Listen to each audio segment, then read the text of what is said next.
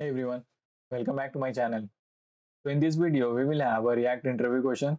That is, we will fetch data from an API. So this video would be the continuation of my previous video, where I have already explained you about how you can fetch data from an API. So those who are new to this video, I would recommend you to just go and watch that video. Otherwise, you will don't get this logic right. So as in my previous video, I have shown you how to fetch data from API, and there I have used JSON placeholder. That is a free fake REST API. So here what we did, we simply used async await to fetch data from API, and simply we have two cases. Like if our data fetching process is done, then simply we have shown the data, and if our data fetching process is not completed, then simply we will show the loading. That is this. So initially you will see it says loading for some time. Then as soon as the data fetching process is done, the data is being shown. So in this video, what we will do, we will also have a error part. It means previously for the error part, we are basically console logging it. Let me show you first. So let's say if we have some error, let's say if this URL is wrong, then we will have some error. So see, so what we will do, instead of console logging this error, we will show the error in the UI. So simply we need to have some changes. So you need to first watch that video. If you haven't watched, then only you will get this logic. So we will have slight changes only.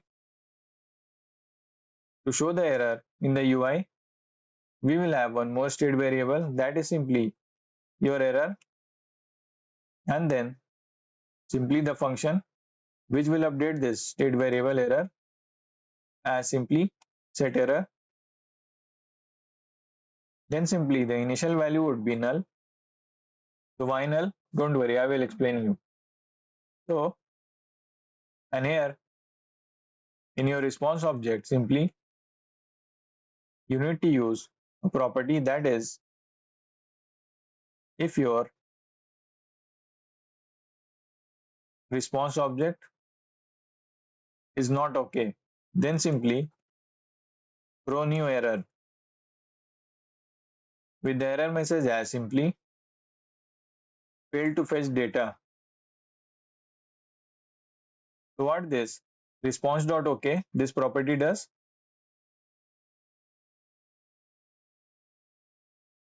this property will generally check whether your HTTP request is successful or not, and it will return true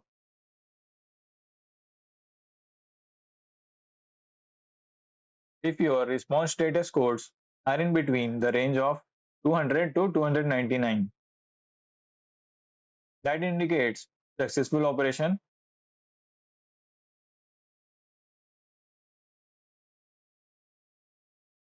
So let me show you the status code. So see, we have status code that is from 200 to 299 for our successful responses.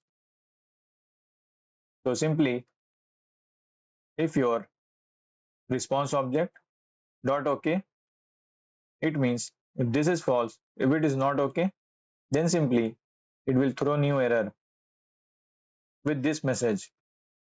So it means if there is an error in fetching the data, then simply the code will jump to the error part, that is the catch block.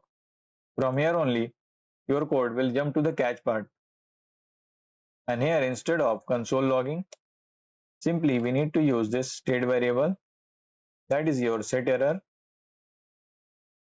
and simply have your error message, that is error.message. So now in our error state variable, this message, that is failed to fetch data, will come here inside your error state variable. And now we need to have some changes here also. So we need to have a slight change in this logic. So here if your data fetching process is done, that is, let me show you. So as in my previous video, I have shown you that first we will have the data fetching done, that is the process. So that's why we set this to true here in the finally block. As you know that whatever logic we will write inside the finally block will run irrespective of whether we have the error or we don't have any error.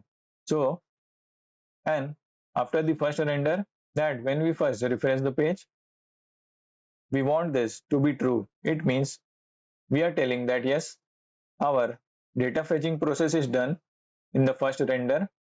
Now, that is the different thing whether it is successful or we have the error. So, simply first we will check whether our data fetching process is done or not. If our process is done, then we will go for this two conditions. Then we will check either it is successful or we have the error.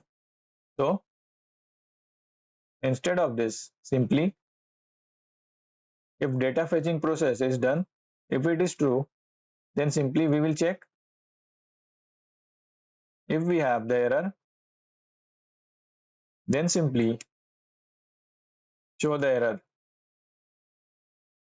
Show the error simply. In the else part, show the data. So first we will check either our data fetching process is done. If it is done, then either we have the error. If we have the error, show the error. If we don't have any error, then show your data. And if our data fetching process is not yet done, then simply show them the loading part. And what do we mean by this? Error, true or false? Although we have here null, so how it will check for true or false? So I hope you know about the truthy and falsy values. So when we did this, we are basically checking for truthy and falsy values. And your truthy values are simply your non-empty strings, your numbers, but except 0, then your arrays, your objects as well. And for falsy values, you have simply your empty strings, your null, undefined, or more. So when we check this, it means if your error is true, it means whenever you will have the error, let's say you have some error. So this error will contain the error message, that is this failed to load, or maybe failed to fetch data. So that time error is having some data. And for non-empty string, that is, let's say error have the data, that message, so it will be non-empty string. So it will give true, that is truthy value. So if this is true, simply we will show the error. And for the false part, again, if no error, simply show the data. So let's check.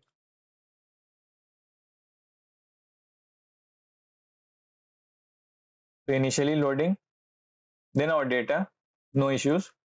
Now let's say we have some error. So I change this URL to user from users. So now let's check.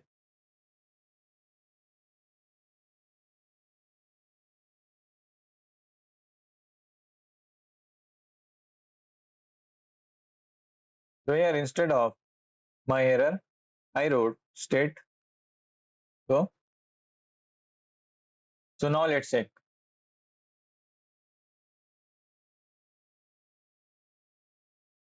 So for our correct URL, we have the data initially loading. Then let's say for incorrect URL, see, we got the error message as simply error failed to fetch data. So this message that we wrote here. So this way you can add a error message and show it to the UI. So what changes we did? We simply have a new state variable for error. Then simply we have checked response.ok, that property, and here we had some changes, like initially we checked whether our data fetching process is done or not. If the process is done, then check if there is error or not. If there is error, simply show the error. If there is no error, simply show the data. And if our data fetching process is not yet completed, that is, it's a false part, show them the loading. So yes, that's it for this video. Hope you understood now how you can add a error state and show it to the UI. So yes, see you all in the next one. Till then, take care.